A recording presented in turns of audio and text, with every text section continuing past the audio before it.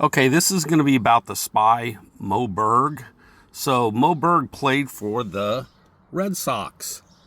And that's actually why I became a Red Sox fan, is I was tracing everywhere this guy went to see what he did after I found out he was a spy.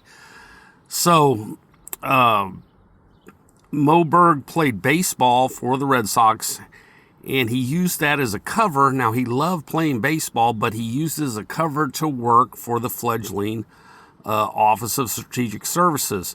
Now, after the bombing of Pearl Harbor, he quit baseball and went to work solely for them.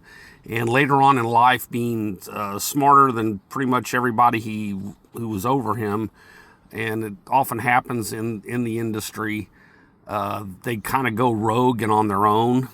But he did two things that were probably best known for.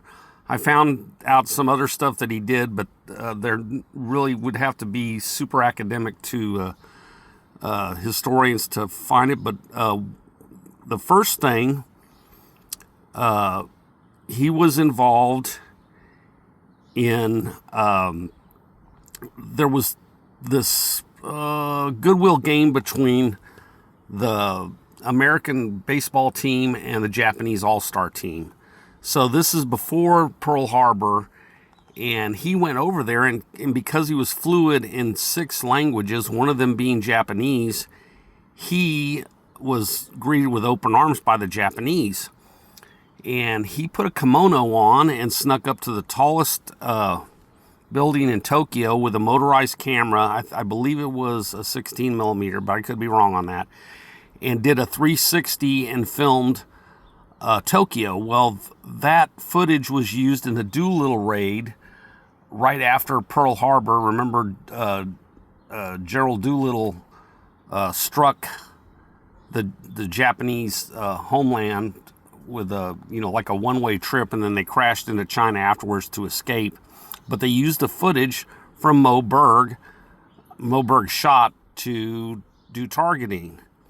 The other one is this bad boy here. So you're seeing the Hindenburg catching fire right there.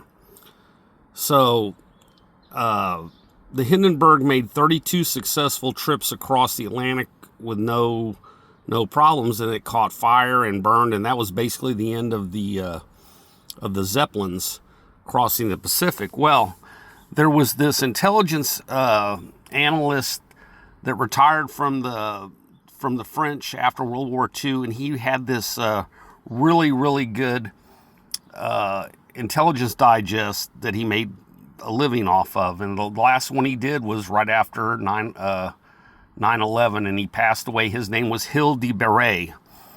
And Hill de Beret tells the story of how Mo Berg went to this reporter and said, watch out, in the next 2 weeks, there's going to be a big thing. Well, the reporter thought it was going to be a trade between the Red Sox and Yankees, and then nothing happened, and he ran into Mo Berg the other day. He goes, so what do you think about what happened last night? And he goes, well, oh, you mean that thing with the Hindenburg? Yeah, it was awful. He goes, oh yeah, we had to bring that thing down so we could go to war with the Germans. Well, Mo Berg actually hired a team, or was in charge of the team, that brought down the Hindenburg. The Hindenburg was brought down with incendiary rounds.